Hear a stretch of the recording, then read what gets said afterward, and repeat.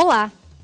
A violência, o preconceito e a discriminação de gênero sofridos pelas mulheres revelam o machismo e o conservadorismo ainda presentes na sociedade contemporânea. Apesar de vivermos em um país democrático, a mulher ainda é a principal vítima de violência econômica, sexual, psicológica, moral e patrimonial. Para se ter uma ideia, somente no Brasil, segundo uma pesquisa da Fundação Perseu Abramo, a cada 2 minutos, 5 mulheres são espancadas. E conforme dados do Instituto de Pesquisa Econômica Aplicada, em média, uma mulher morre vítima de violência a cada 1h30. Nós avançamos na aplicação da Lei Maria da Penha e no número de denúncias. Ampliamos a rede de apoio voltada à proteção da mulher.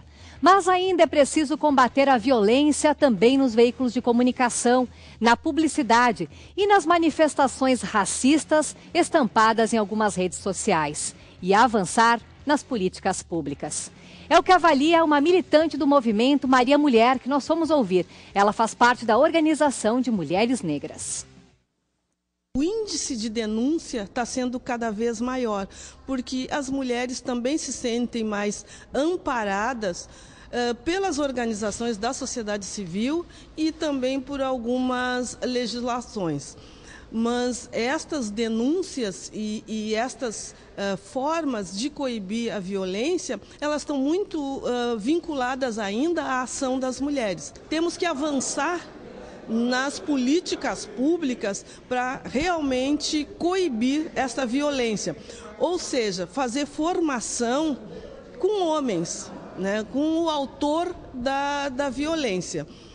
Existem iniciativas de homens pelo fim da violência contra as mulheres, mas tem uma participação também significativa do ativismo das mulheres contra a violência. Então, há necessidade de ter uma intersetorialidade, assim,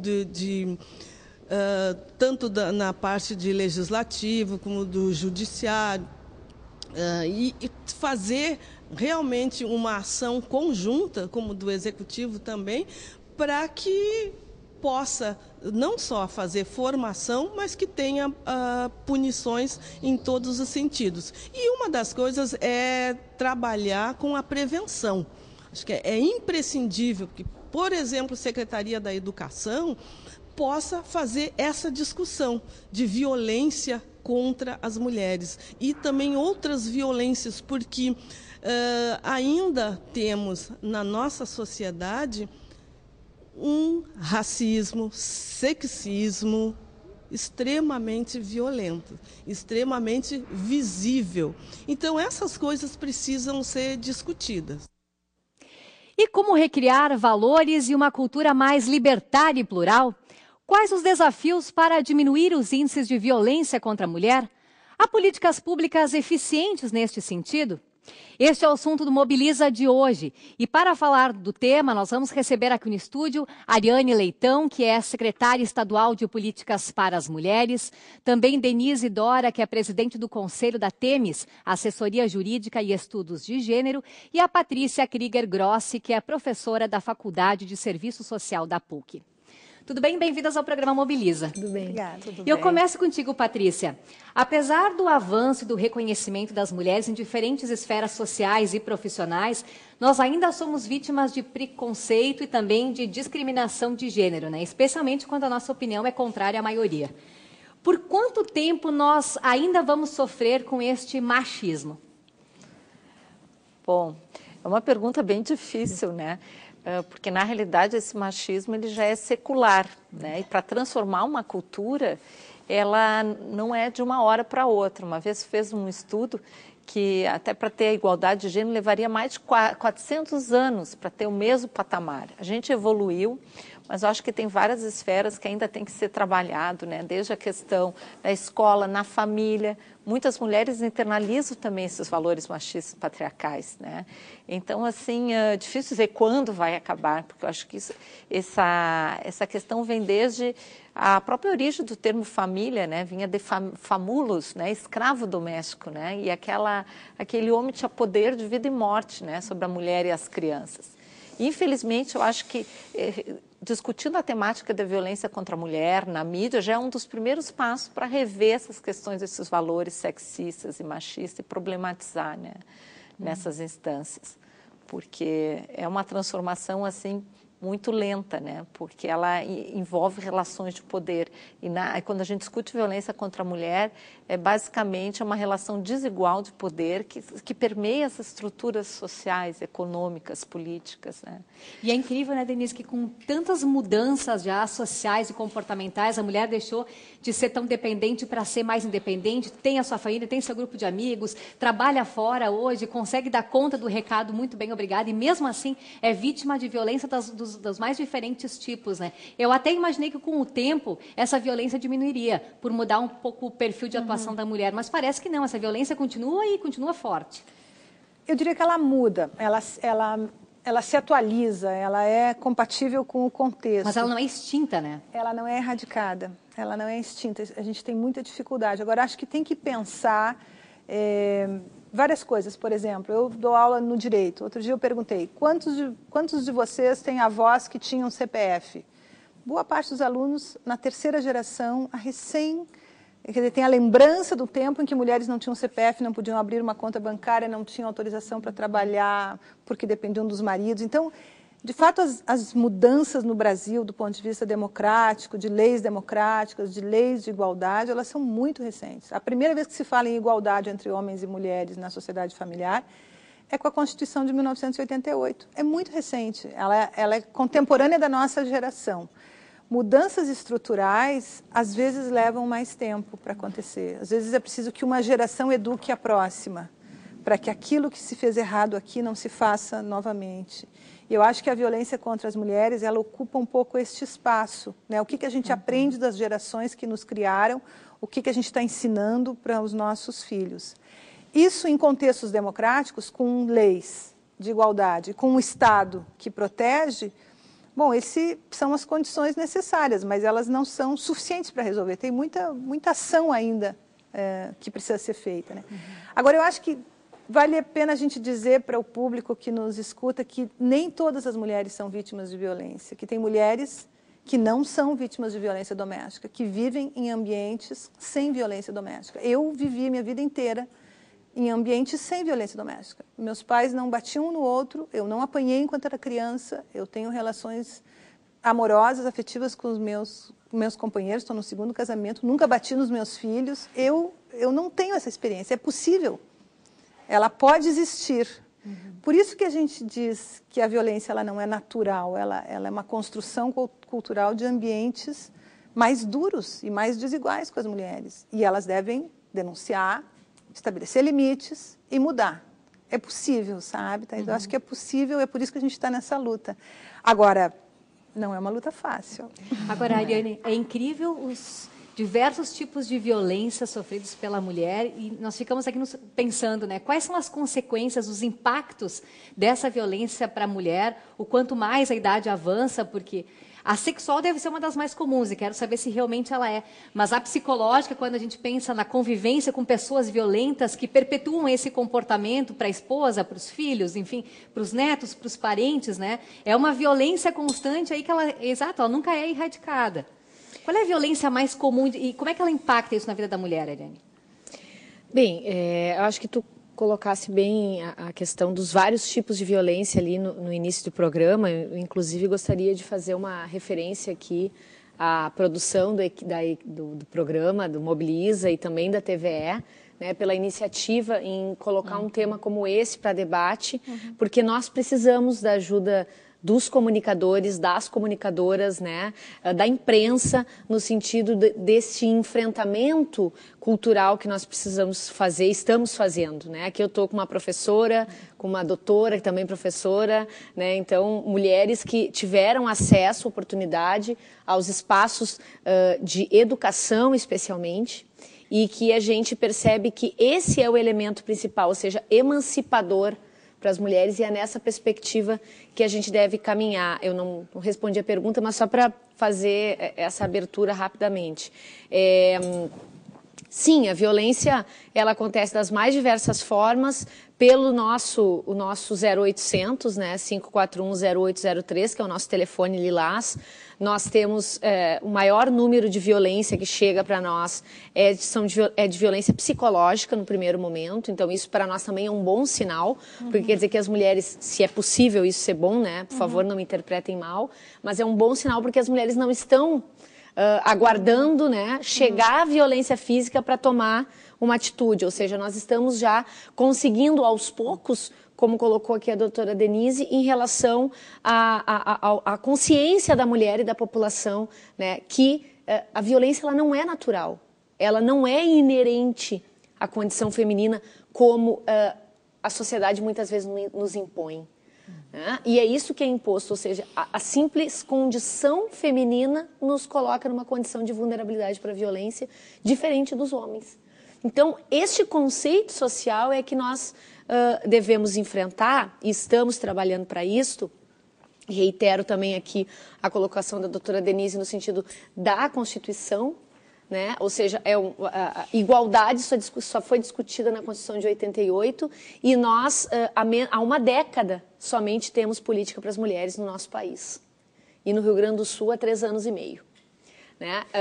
Obviamente que já tiveram governos anteriores, aí eu digo aqui no nosso estado, né, que trabalharam nessa perspectiva. A primeira coordenadoria da mulher foi instituída no governo Olívio, mas o movimento de mulheres, as estudiosas em relação às mulheres, todas nós sabemos, né, que existiu também um déficit de execução orçamentária, de prioridade orçamentária do poder público estadual em relação às mulheres durante um bom período e que nós estamos retomando, né, vamos dizer assim, tentando saldar essa dívida que nós temos com as mulheres gaúchas, com muito trabalho através da Secretaria de Política para as Mulheres, que não é porque eu estou à frente desse desafio, né, dessa tarefa, mas é uma conquista de todas as mulheres gaúchas, do movimento de mulheres, e não é à toa que a gente consegue números tão positivos em tão pouco tempo, ou seja, existe espaço para nós desenvolvermos políticas públicas e as nossas políticas, Thaís, elas não têm pautado somente o governo internamente, que é fundamental, a ocupação das mulheres nos espaços de poder, nos espaços públicos e não só na vida privada, mas também a sociedade gaúcha em relação ao tema das mulheres, ao tema do gênero, né, ao tema do empoderamento. Então, nós estamos em condições de discutir aqui, nós sabemos disso, né? Essa pauta também porque existe uma ação governamental comprometida em pautar a sociedade do ponto de vista cultural, que é, na verdade, a principal mudança que nós precisamos fazer. Agora, professora Patrícia, a gente vive numa sociedade democrática, mas ainda preconceituosa, ainda racista, ainda machista, de certa maneira, que exige uma mudança cultural urgente, para que essa violência, a discriminação, essa exclusão social, elas não sejam retroalimentadas, também muitas vezes pelos veículos de comunicação, como a secretária Eliane comentou, tem o seu lado bom, mas também tem aquelas que são retroalimentadas pela mídia. Até que ponto essas barreiras podem limitar a eficiência ou a aplicação de políticas públicas já existentes? Eu acho que a mídia ela tem um papel muito importante, né, no sentido de sensibilizar para a temática e também para as pessoas conhecerem, né, essas políticas existentes. Porque muitas mulheres, a gente faz pesquisa, né, sobre violência de gênero, sobre políticas públicas para as mulheres, e metade delas não conhece a Lei Maria da Penha, às vezes já ouviu falar, mas não sabe as medidas protetivas que elas têm direito. Muitas vezes não conhecem a rede de proteção, né, principalmente mulheres, às vezes, que estão isoladas em zonas rurais, né. Agora tem uma política específica, né, um ônibus que vai até a zona rural. Acho que isso também já é um avanço, né, com uma equipe mínima, porque a gente fala, quando a gente fala em violência contra a mulher, e ali pontuou, né, na fala da NOEFC, né, da ONG Maria Mulher, a gente tem que ver a realidade da mulher negra. Ela acontece em todas as classes sociais, é o fenômeno mais democrático, mas a gente tem que ter políticas também específicas para atender essas mulheres que vivem mais isoladas, né, que às vezes não conseguem chegar nessa rede de proteção. Eu acho que um dos desafios é a formação também. que são disciplinas novas que a gente conseguiu também introduzir no currículo do serviço social, não se discutia a questão de gênero. Quando que vocês introduziram? Olha, faz poucos anos, As 3 mulheres anos. devem ter, né? Por causa da lei, Por por exemplo, a causa do lei trabalho de vocês, 10.639, porque com a lei 10.639 tinha que ter inclusão do conteúdo afro, Claro. né? No curso superior. Então, a gente incorporou isso nas disciplinas, a questão de gênero, raça, etnia, desigualdades e resistências, mostrando também que tem termos de políticas afirmativas e no programa de pós-graduação também, né, direitos humanos. Então, acho que a violência contra a mulher, para ser enfrentada, ela tem que ter essa transversalidade das políticas. Aí eu acho que a política de educação é fundamental. Tanto nas escolas tratar, então, para as crianças conhecerem a Lei Maria da Penha, para já trabalhar a prevenção, porque às vezes aquela criança vai levar para a mãe, que a mãe às vezes está isolada e não sabe. Então, assim, a Secretaria da Educação, também com a política de habitação, porque tem essas questões, às vezes, de não tem para onde ir, né, a mulher, né, então é importante dar prioridade à mulher em situação de violência para habitação e trabalhar nessas diferentes instâncias, né, desde a universidade, porque aqueles profissionais que vão estar depois na rede, para não perpetuar muitas vezes aqueles papéis tradicionais de gênero, né? Às vezes a gente, por não compreender, não entende por que aquela mulher ainda está lá naquela situação, né? E a julga, né? A sociedade a julga o tempo todo, julga, né? aquela mulher, julga a vítima, né? Eu acho que sim, tem que envolver mais os homens. Por que só a mulher é vista, né, como a cuidadora, né? O cuidado tem que ser dividido, já ensinar a maternagem, a paternagem, já lá na escola. Agora, eu falo sobre a mídia, né, doutora Denise, porque é impressionante quando houve a pesquisa desenvolvida pelo IPEC que revelou os números, que depois acabaram se equivocando. Enfim, mesmo que o número tenha ficado muito abaixo do esperado, é impressionante como ainda há manifestações racistas nas redes sociais. E não só de homens, às vezes de mulheres. Então, quer dizer, a mídia, sim, tem um papel importantíssimo para divulgar as políticas públicas, mas também, muitas vezes, nas redes sociais estimula a reprodução desses atos violentos, perpetua essa violência de forma constante. E a própria publicidade, que muitas vezes trata a mulher como objeto. Bom, eu acho que enfrentar a violência em tempos de Copa do Mundo é como um grande time, em que cada um tem a sua posição, cumpre o seu papel. Provavelmente esse time teria dificuldade de ganhar sem um goleiro, mas também sem um atacante. É mais ou menos a situação que a gente enfrenta em relação à violência contra a mulher. É preciso que tenha, na minha opinião, é preciso que tenham condições estruturais, assim. Precisa ter uma lei de igualdade. Isso é fundamental. Se a gente não vence este patamar, né, de estabelecer regras, normas, regras do jogo mesmo nos países, que diga que a violência contra a mulher é crime, que é preciso haver igualdade, é muito difícil lutar contra a violência. Se a gente olha países da América Latina ou da África, em que não tem marco regulatório, como é mais difícil. Então, a gente ter leis é fundamental.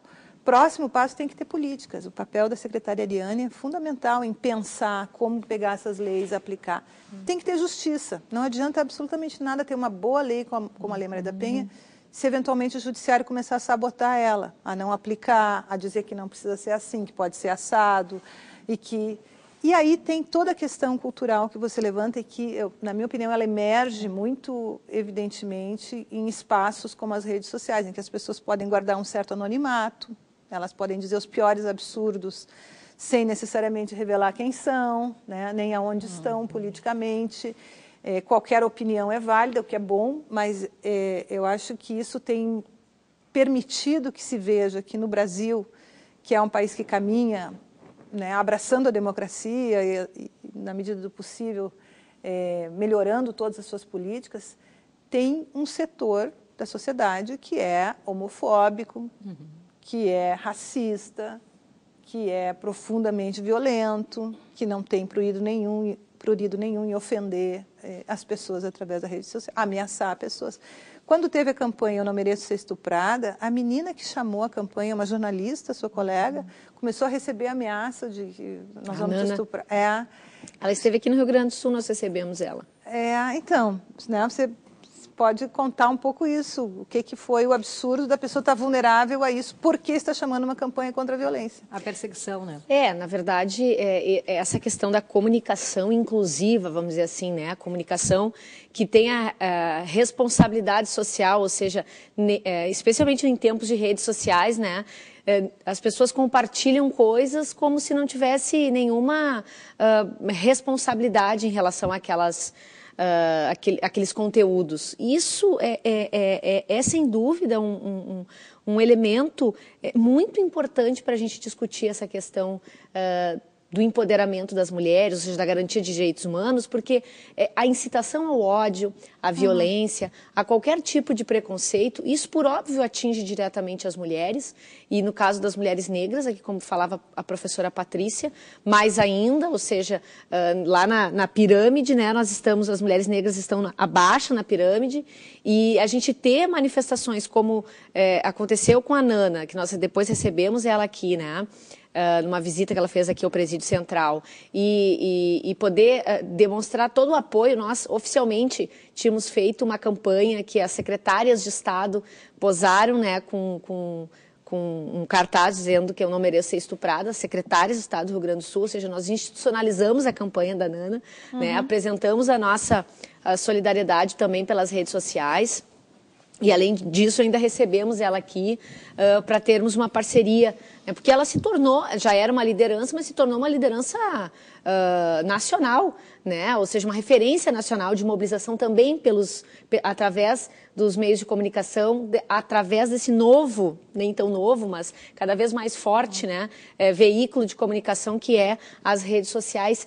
E eu acredito que esta deve ser uma ferramenta que nós temos que saber utilizar da melhor forma possível, porque, reitero, quando ela não é utilizada com responsabilidade, o resultado ele é muito nocivo. E nós vimos no último período, né, linchamentos, nós vimos justiça com as próprias mãos. Manifestações de ameaças. Manifestações de ameaça, como sofreu a própria Nana, outras deputadas, né, como o caso, por exemplo, da deputada Manuela, que também se solidarizou e fez uma campanha, né, se expôs no Facebook e colocou a opinião dela, também foi ameaçada, a senadora Jandira Fegali, enfim, outras lideranças também sofreram isso, ou seja, como o mundo, né, e como a nossa sociedade brasileira ainda não consegue conviver bem com as diferenças.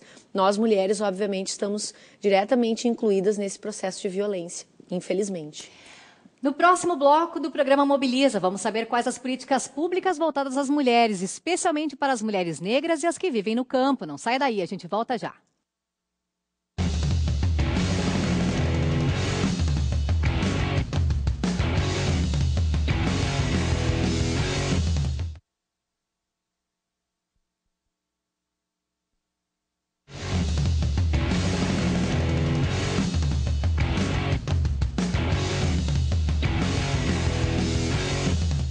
E nós voltamos com o Mobiliza de hoje, debatendo os desafios para a promoção dos direitos da mulher, com a presença aqui no estúdio de Ariane Leitão, que é secretária estadual de Políticas para as Mulheres, a Denise Dora, que é presidente do Conselho da Temis Assessoria Jurídica e Estudos de Gênero, e a Patrícia Krieger Grossi, que é professora da Faculdade de Serviço Social da PUC. Falando um pouco, secretária, sobre as políticas públicas, quais são as existentes hoje de proteção à mulher no Estado e como é que está montada e estruturada a rede de apoio em Porto Alegre? Bem, nós, no final do ano passado, instituímos a Rede Lilás, né? Foi uma iniciativa da nossa gestão no sentido de materializar a transversalidade que o governador tanto nos orienta, né? O governador Tarso Genro cobra isso muito do seu secretariado. E nós recebemos um elogio recentemente dele, né, que obviamente a gente fica honrada, que a nossa secretaria é a secretaria que efetivamente materializa a transversalidade que ele tanto pede através da Rede Lilás. Porque nós organizamos uma rede que envolve não só o poder executivo, mas envolve o Poder Legislativo, envolve o Poder Judiciário, envolve o Ministério Público, envolve entidades civis de mobilização das mulheres e, a partir daí, não só na perspectiva de oferta de serviços, mas também de mobilização social. Como é que ela funciona? Como nós estamos falando aqui, o Mobiliza, né? Ela é uma rede de atendimento às mulheres e meninas vítimas de violência, mas também é uma rede de enfrentamento. E o enfrentamento, ele se dá exatamente nessa perspectiva que nós vimos até na entrevista da NO ali, falando sobre a prevenção, né? Nós não queremos mais as mulheres atendidas, nós queremos as mulheres livres. Nós não somos um caso, como eu disse a doutora Denise, não somos um caso de violência, né? Nós nascemos para ser livres. E então a Rede Lilás, ela dialoga na perspectiva então das portas de entrada, e nas portas de entrada nós temos o nosso 0800, né? Ou seja, qualquer mulher do estado do Rio Grande do Sul pode acessar esse telefone, é gratuito, o próprio 180, que também repassa para nós, e as portas de entrada mais clássicas, que é a unidade de saúde, a própria delegacia da mulher e o centro de referência, que também, como faz parte dessa política nova, que é a política para a mulher, ainda não é uma ferramenta pública que a população, especialmente as mulheres, se identifiquem como um espaço para procurar ajuda e denunciar. Né? Então, o Centro de Referência da Mulher, Vânia Araújo, que nós inclusive reestruturamos totalmente esse centro, entregamos um centro totalmente reformado para a população gaúcha, agora no final do ano passado, ele é a principal porta de entrada. Bom, a mulher ali passa por atendimento psicológico, com assistentes sociais, com advogadas, né, um atendimento jurídico. Depois desse primeiro atendimento, ou seja, desse acolhimento, as mulheres então são encaminhadas para os outros serviços que a rede oferece, em parceria com outras secretarias, como é o caso da Segurança Pública, que é uma parceira de primeira hora, a Secretaria de Saúde, a Secretaria de Direitos Humanos, eu poderia ficar citando aqui, né? São várias secretarias que atuam nessa questão da proteção. E as portas de saída, eu acho que esse é um elemento que nós temos que trabalhar, né? Reitero, a nossa política é uma política emancipatória, ela deve ser cada vez mais uma política de libertação. Portanto, dialogar com as portas de saída do ciclo da violência e não da rede, como eu brinco, né? Nós queremos as mulheres saindo do ciclo de violência. Como? Através da inserção no programa RS Mais Igual, que é o nosso Bolsa Família aqui, né? Ou seja, a complementação de renda para mulheres em situação de vulnerabilidade social para sustentar suas famílias. O Pronatec Lilás, ou seja, cursos profissionalizantes que dialoguem com os arranjos produtivos locais e que as mulheres possam se matricular e terminar cursos e depois possam ser também empregadas, porque essa é uma perspectiva que não existe muitas vezes, então a gente está fazendo esse diálogo com os agentes municipais, né, identificando quais são as prioridades regionais de formação e de trabalho, e também uma linha de crédito específica que nós lançamos agora no mês de março, em parceria com o Banrisul e a Defensoria Pública do Estado, que é o Crédito Lilás, para impulsionar o empreendedorismo feminino. Nós temos uma parceria muito forte com a Secretaria de Educação, e aí falando sobre a questão da prevenção também, tanto em relação à elevação dos índices de escolaridade das mulheres, que é uma preocupação para nós no estado do Rio Grande do Sul, e nós estamos dialogando com as turmas de EJA e o aumento dessas turmas, né, e fazendo com que as mulheres possam acessar, ou seja, a escola, né, e também dialogando com a formação.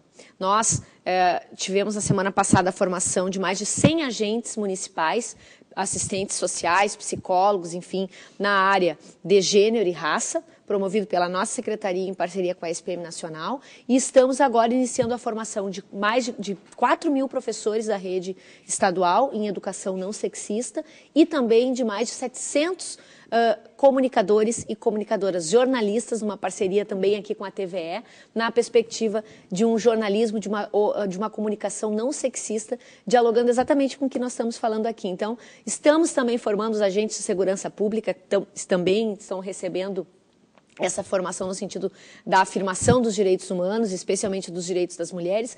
É uma caminhada, nós estamos dando os primeiros passos, mas a gente está bem, assim, feliz, né? Contente com os resultados que estão aparecendo através dessa mobilização social do Estado do Rio Grande do Sul, não contra a violência, porque a gente não quer só ser, né, tema de violência, em defesa dos direitos, da garantia dos direitos humanos das mulheres e das meninas gaúchas. Outra iniciativa que logo estará à disposição da sociedade é um aplicativo, né, doutora Denise, que vocês receberam um prêmio por ele. Como é que ele funciona e quando é que ele entra efetivamente em funcionamento? Então, essa foi uma das boas notícias na defesa dos direitos das mulheres. O Google tem um instituto no qual ele cria um prêmio nacional que já foi feito na Índia, no Reino Unido, no Brasil. Eles fizeram agora a edição brasileira, que é como usar a tecnologia a favor de causas sociais. E aí a Temis, junto com o Instituto da Mulher Negra de São Paulo, Guilherme 10, inscreveu um projeto que era criar um aplicativo de mobilização social contra a violência e também de apoio, de proteção em relação à situação de violência. A gente ganhou. o primeiro prêmio, ganhamos um recurso do Google para desenvolver esse aplicativo. Ele funciona basicamente da seguinte forma. Em primeiro lugar, se as mulheres fazem a denúncia, chegam na vara da Lei Maria da Penha e recebem uma ordem de proteção, elas têm esse aplicativo disponibilizado nos seus celulares. Então, elas podem, junto com a ordem de proteção, que é de fato um pedaço de papel, ter também um botão de pânico, digamos, um botão que aciona os serviços de segurança. Agora, essa seria a primeira função do aplicativo. A segunda função do aplicativo é que como ele georreferencia, ele tem um GPS, ele diz onde essa pessoa está, ele vai acionar a rede de promotoras legais populares existente, que é uma rede de lideranças comunitárias que fizeram cursos em direitos das mulheres, conhecem e se mantém como uma rede de solidariedade à defesa dos direitos das mulheres, que tem em Porto Alegre, tem em outras cidades do Rio Grande do Sul, tem nos 27 estados do Brasil. Então, o aplicativo ele avisa, por exemplo, a Patrulha Maria da Penha, né, de que a mulher está em perigo, e avisa também as suas vizinhas. Ele dispara 5 SMS para a rede social da vizinhança. É um projeto, recém saiu, foi dia 8 de maio que o Google anunciou, então a gente já recém está conversando, montando um plano de trabalho, mas nossa ideia a gente defendeu que o piloto deveria ser no Rio Grande do Sul, inclusive porque é onde tem Patrulha Maria da Penha, onde tem uma secretaria tão forte, né? E provavelmente a gente vai poder fazer aqui mesmo no próximo semestre. Como se chama o aplicativo? Chama PLP 2.0. A ideia é que o aplicativo seja um desenvolvimento mesmo tecnológico do que é o Programa de Promotoras Legais Populares. Que, aliás, acabou de fazer um convênio com a Secretaria de Políticas da Mulher, com a SPM, ali no Tudo Fácil, que fica mais na uma porta Borges, de entrada, doutora. Super que porta, me passou né? aqui, Uma né? porta maravilhosa. Acabamos então, de... ali dentro do Tudo Fácil tem um balcão que é do Serviço de Informação à Mulher, que são as PLPs que voluntariamente têm um plantão de revezamento, elas estão lá de manhã e de tarde atendendo, dando informações sobre tudo. Né? Que bom. Especialmente sobre as nossas políticas, né? Que como vocês falaram anteriormente, tu tinha dito, um dos elementos, foi a Patrícia, um dos elementos desafiador da política é que as mulheres não sabem para onde ir. Exatamente. Porque não sabem da política, não conhecem, né? Então, ali no Tudo Fácil, 70%, segundo os números da Secretaria de Planejamento, 70% das pessoas que circulam por ali são mulheres. Ótimo, são milhares de pessoas. De fácil acesso. acesso. São 100 mil pessoas por mês, uma coisa assim, né? Números muito significativos, em parceria com a Temis, né? Bom, não dispensa comentários, né? Pela sua trajetória também de trabalho, e com as promotoras legais populares, o que nos dá também, vamos dizer assim, uma musculatura no sentido de poder mobilizar a sociedade, ou seja, as meninas que estão lá, que são lideranças comunitárias, poder levar a nossa política. Desculpa, Denise. Uma é tua aluna, né? Uma delas, inclusive, é integrante do Núcleo de Estudos, Pesquisa em Violência, lá da faculdade. A gente vê o engajamento, o compromisso, né? E a importância dessa formação, porque é um plus a mais, elas acabam sendo multiplicadoras, né, na comunidade. Inclusive, está engajada, vai fazer estágio num centro de referência, né, em direitos humanos, para atender mulheres em situação de violência. Que bacana. As coisas começam a se entrelaçar para o bem, né? Isso aí. Isso é uma forma de empoderamento, porque a violência contra a mulher, uma das estratégias justamente a promoção da autonomia econômica e também essas estratégias de sensibilização, porque através da formação de PLP, elas se dão conta, muitas vezes, às vezes daquelas violências ou papéis de gênero naturalizados. Situação cultural, vamos dizer, de violência, e acabam engajando os homens também, né? Muitas PLPs engajaram os companheiros, os maridos, né? Ótimo. Agora, professora Patrícia, além desses serviços já instituídos, de que maneira as manifestações de rua que envolvem mulheres, as marchas formadas por mulheres, podem estimular o fim da violência ou o surgimento de novas políticas ainda em favor da mulher? As marchas são muito importantes, por exemplo, a Marcha das Margaridas, né, foi uma das que mobilizou para ter uma política específica para a mulher do campo, né? E que aí surgiu, o Rio Grande do Sul até foi privilegiado, né, ficou com 2 ônibus, né, que são ônibus lá, uma política nova, né, que tem uma equipe mínima que recebe formação. Aonde que circula? A Ariane pode até falar melhor, mas eu tive... também uma porta de entrada, né? Estou me passando nas portas de entrada da rede, né? que eles vão para o interior, eles vão fazer um itinerário, né? Eu tive o privilégio até de orientar uma das coordenadoras desse projeto lá, que trabalha na secretaria, né? Pois é, existe alguma pública mulheres voltada especialmente para as mulheres do campo e mulheres negras que sofrem, além do preconceito, ainda o racismo? Na verdade, em relação às mulheres do campo, nós temos os ônibus lilás, né? Foram 2 ônibus que nós recebemos da SPM Nacional, uma parceria do governo do estado. Nós também temos investimento nessa política, né, por óbvio, e em parceria com os municípios também. Eu gostaria, inclusive, de aproveitar esse momento para poder fazer essa referência aqui, né, esse registro, a importância dos prefeitos e das prefeitas se mobilizarem em relação à aplicação de política para as mulheres. É no município que as mulheres vivem, né, e é lá que nós precisamos ter mais investimentos. O papel da Secretaria Estadual é de articular esse processo. Os ônibus que nós recebemos, ele tem um papel bem específico de atender a população do campo, quilombolas, né? E aí comunidades tradicionais de cada região do país. Aqui nós não temos floresta, né? Mas nós adaptamos a nossa realidade. Então, as mulheres do campo, mulheres de assentamentos, vários assentamentos já receberam o nosso ônibus, quilombos também. Esse é um trabalho que nós fazemos em parceria com o movimento de mulheres, como disse a professora Patrícia. Foi a Marcha das Margaridas que pautou a presidenta Dilma, para que nós pudéssemos ter essa ferramenta hoje à disposição da população. Então, para as mulheres do campo, em parceria com o comitê gestor, que é composto de mulheres do movimento de mulheres do campo, que direciona a ação destes ônibus, então não é só a gente que define, né? A gente ajuda, mas é o movimento de mulheres que direciona a ação.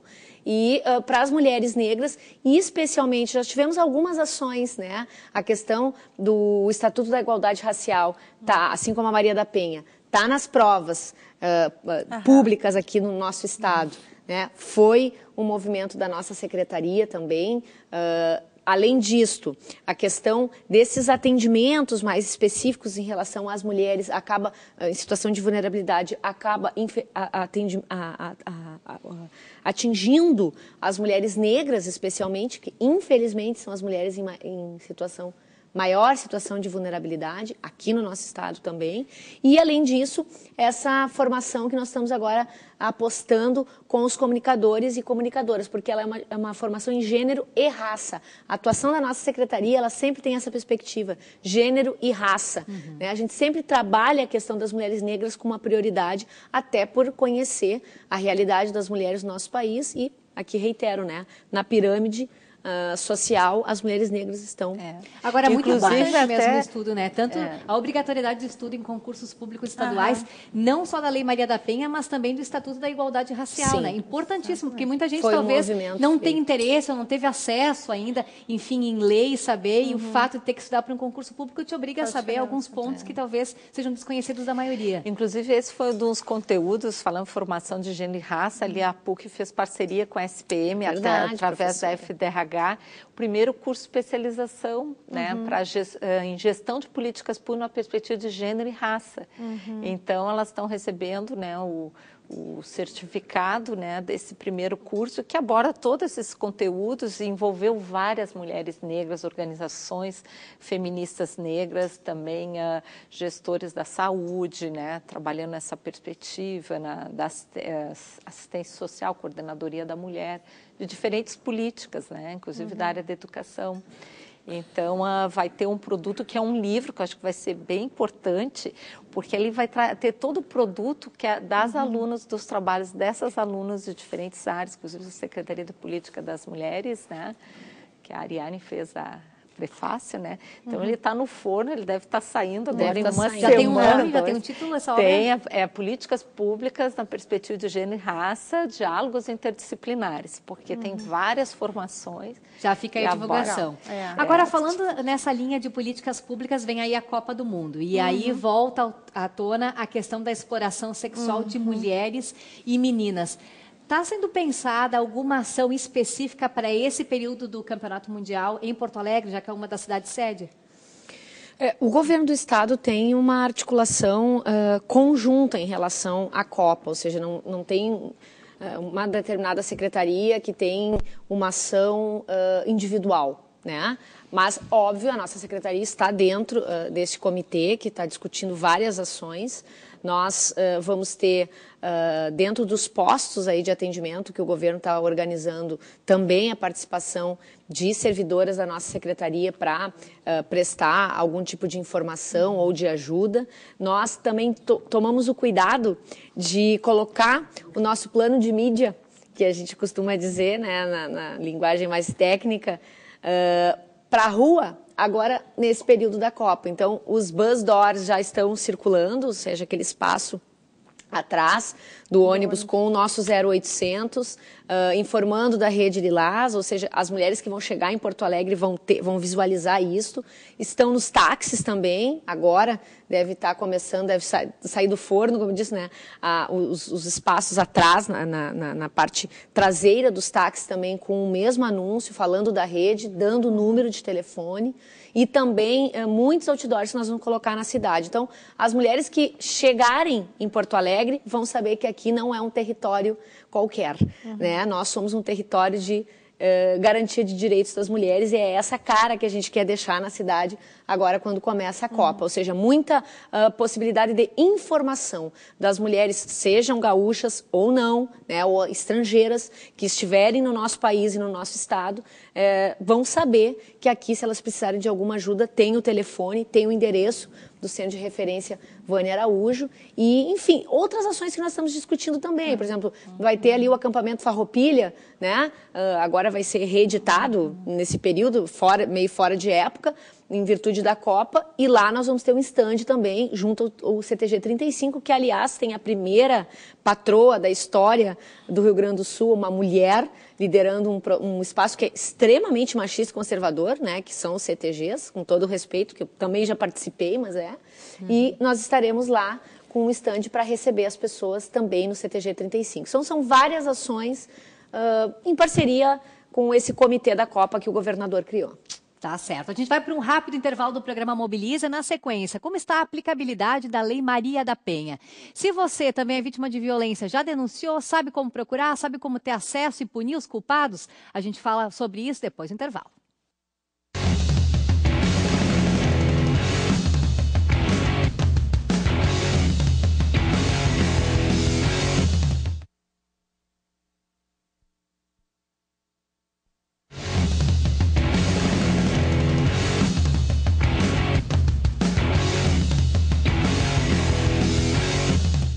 E nós estamos de volta com o Mobiliza de hoje. Daqui a pouco, as nossas convidadas vão dar dicas de livros e filmes sobre o tema em discussão. E você aí pode interagir conosco através da nossa página no Facebook. O endereço é facebook.com/mobilizatve. E olha, os números divulgados pelo Mapa da Violência em 2012 são assustadores. Uma mulher é assassinada a cada 1h30. E dessas, 30% tinham medidas protetivas. Eu pergunto, doutora Denise, até que ponto a Lei Maria da Penha está auxiliando para que as mulheres tenham a coragem de denunciar os casos de violência? A Lei Maria da Penha está auxiliando. E as mulheres têm coragem de denunciar, tanto que o número de denúncias aumenta ano a ano. No entanto, é preciso uma contraparte disso, que é exatamente o Poder Judiciário. O Poder Judiciário ele tem que entender que este é um grave problema na sociedade brasileira e se equipar para atender decentemente as mulheres. Até muito recentemente, os estados contavam com uma vara da Lei Maria da Penha. Na capital, as cidades do interior não tinham. Aqui no Rio Grande do Sul mesmo, apenas recentemente o Tribunal de Justiça do Rio Grande do Sul concordou em ampliar o número de varas. E isso é uma resposta inadequada do Estado, no caso o Poder Judiciário, a uma demanda real da sociedade.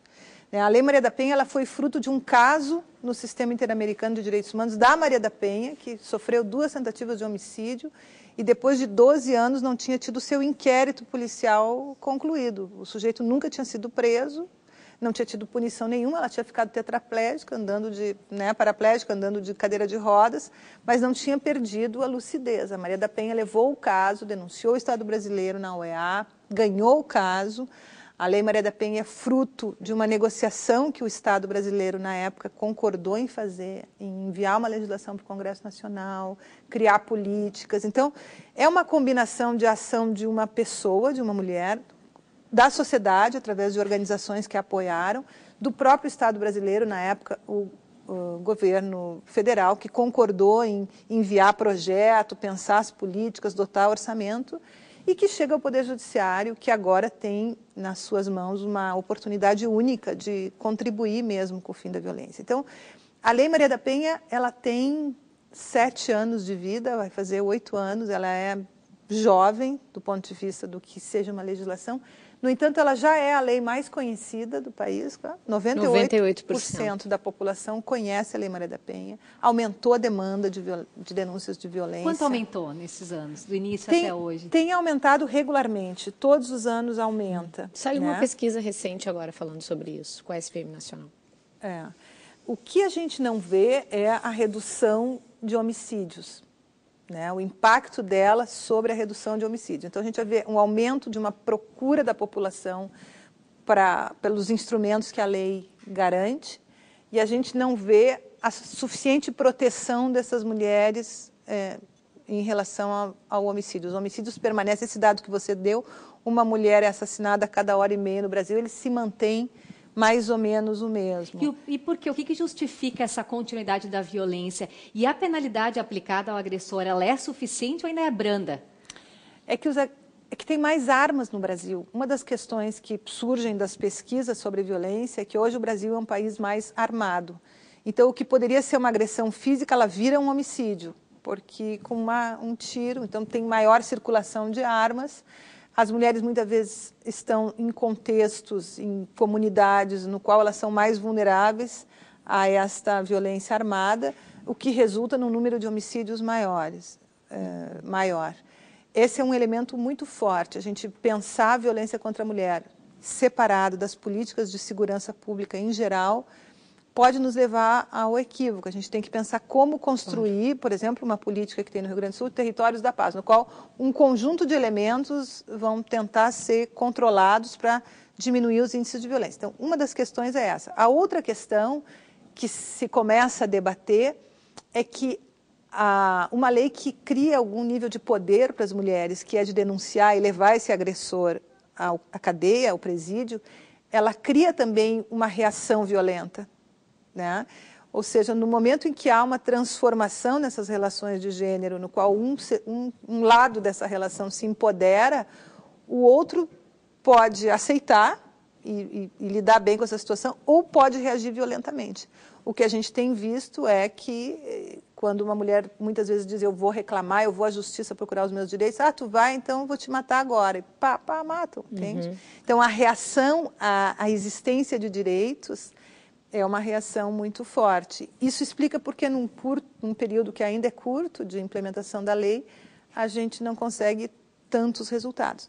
Mas já consegue muitos, já tem mais mecanismos para proteger, tem como acreditar na lei, digamos. Eu vou, secretária, para os movimentos feministas. Até que ponto eles também estimulam que a Lei Maria da Penha seja realmente aplicada, funcione para diminuir os casos de violência e estimule outras mulheres a denunciar, apesar do medo de represálias? Total. Eu sou suspeita para falar, porque também sou do movimento feminista, né? Mas a mobilização da sociedade, né, exigindo mudanças e exigindo garantia de direitos é fundamental, né, para pautar a política pública.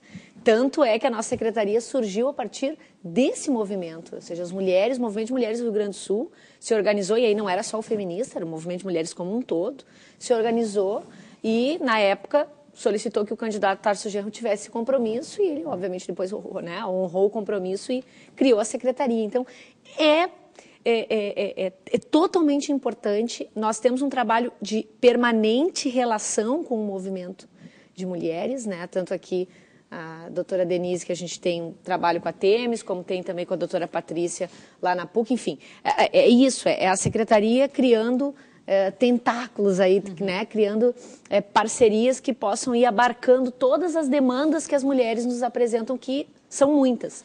E um elemento eu acho importante colocar aqui também, em relação às jornadas que tu falasse, né, das marchas, enfim, né, a marcha das vadias. Nós vimos um período de mobilização, né, da sociedade no ano passado, mais ou menos nesse período, as jornadas de junho, mas o tema das mulheres não estava nos cartazes. Assim como não estava nos cartazes o tema do racismo. Então, esses são elementos que nós, do Movimento de Mulheres, eu não falo agora só como gestora, mas como do Movimento, que nós temos que pensar, ou seja, ter políticas públicas significa pautar a sociedade em relação à necessidade de ampliação de direitos, né? Assim como acontece com as mulheres, acontece com os negros e negras também. Tá aí a dica, acrescentar na próxima pauta de reivindicações os movimentos das manifestações de rua. Tenho certeza. Para a gente encerrar, professora Patrícia, aqui no Brasil também a gente sofre muito com o tráfico de mulheres, né? E é impressionante que mulheres e meninas respondem por cerca de 80% das vítimas detectadas. E quando eu falo aí sobre tráfico de mulheres, inclui para prostituição, mão de obra forçada, escravidão ou servidão. Como é que esse problema vem sendo discutido e enfrentado aqui no Rio Grande do Sul? A questão do tráfico de mulheres também teve já a CPMI, tem legislação para combater o tráfico, principalmente agora em termos de Copa do Mundo, né? Que estão discutindo mais, aumenta mais a exploração sexual. Na PUC a gente andou discutindo, porque a campanha também da fraternidade, né? Foi a questão do tráfico das pessoas. Teve também uma discussão. Mas precisa estar na mídia para poder movimentar a sociedade a falar sobre o assunto, né? São temas tabus. Eu acho que a Ariane até pode falar mais, fez um trabalho de conclusão de curso sobre o tráfico de mulheres, né? Eu acho que são pautas ainda que merecem ser ampliadas as discussões, né? Tanto na sociedade, na mídia, como na academia, né? Pois é, secretária, teve um trabalho sendo apresentado aqui em Porto Alegre, né? Lembra que a TVE, inclusive, cobriu falando sobre o tráfico de mulheres e tinham muitos estados brasileiros em que aconteciam aqui, além do Nordeste. Sim, durante a apresentação dos indicadores sociais de desigualdade de gênero que nós fizemos em parceria com a FEE, uma das apresentações foi sobre o tráfico, aí eu fiz a apresentação, já dialogando com esse período da Copa do Mundo também. Acho que é importante salientar que nós somos contra a violência em relação às mulheres e contra a exploração sexual, né? Agora também reconhecemos os direitos das mulheres de trabalharem, se decidirem, né, serem profissionais do sexo, ainda que não exista uma regulamentação dessa profissão. Coloco isso porque existe diferença, né? Mas o tráfico de mulheres atinge o Rio Grande do Sul é rota também, Porto Alegre, Caxias, Uruguaiana, que são...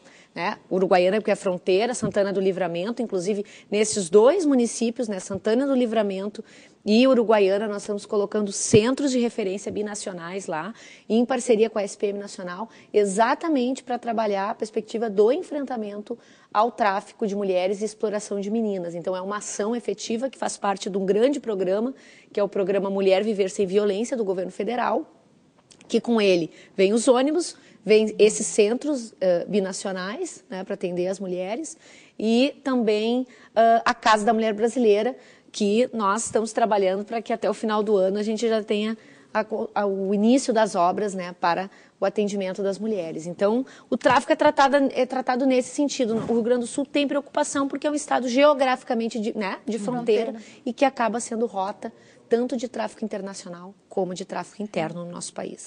Vamos divulgar novamente, você vai ter creditado aí no vídeo para anotar em casa. O número é Disque 180, se você for vítima de violência ou souber de algum caso e querer denunciar, ou 0800 541 0803. Rapidamente, secretária, quais são os números hoje? Quantas denúncias acontecem, mais ou menos em média, por mês?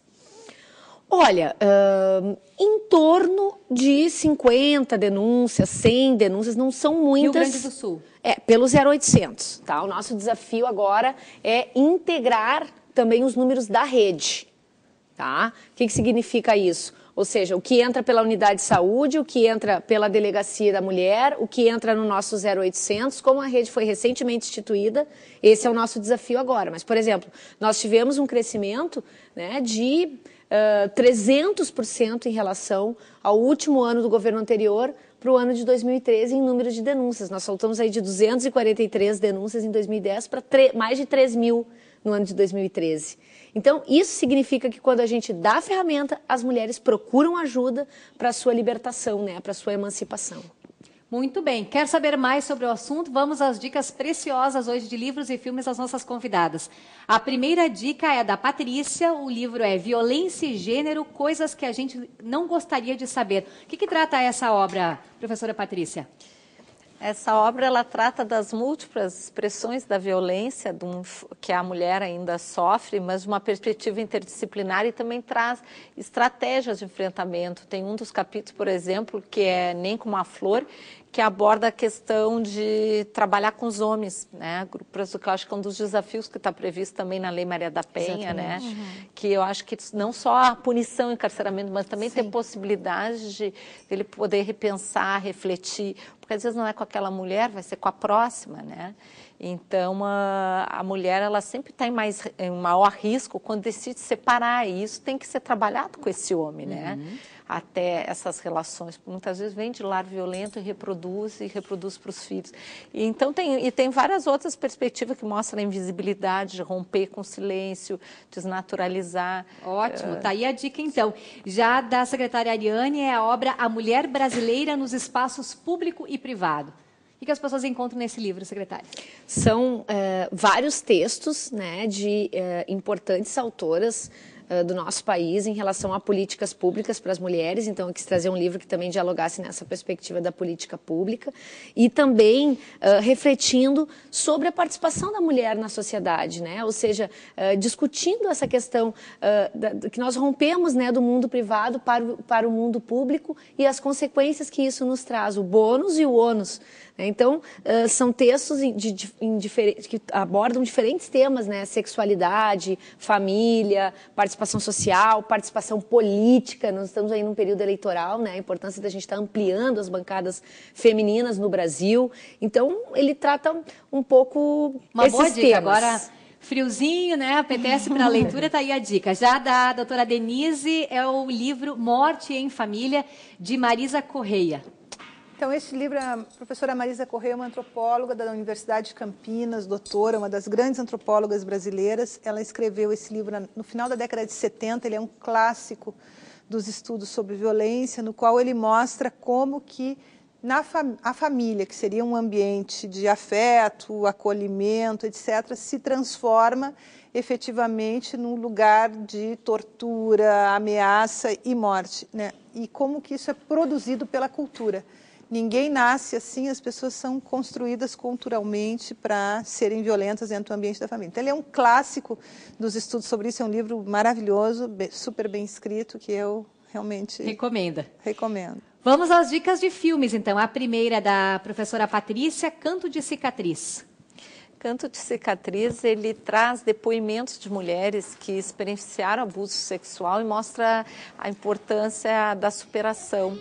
Então, elas mostram como superaram aquilo e também traz pessoas da rede, né, da rede de atendimento falando sobre essa temática, né? Então, acho importante porque muitas vezes isso ainda fica invisibilizado, né? A violência sexual é muito difícil, né, para as vítimas. Então, acho que é um impacto tremendo na vida, né? É, exatamente. Já a dica de filme da doutora Denise é Maria da Penha, um caso de litígio internacional. É um documentário. É um pequeno documentário, são 18 a 20 minutos, um documentário feito contando o caso da Maria da Penha. Eu acho que a gente encontra ele no YouTube, é disponível.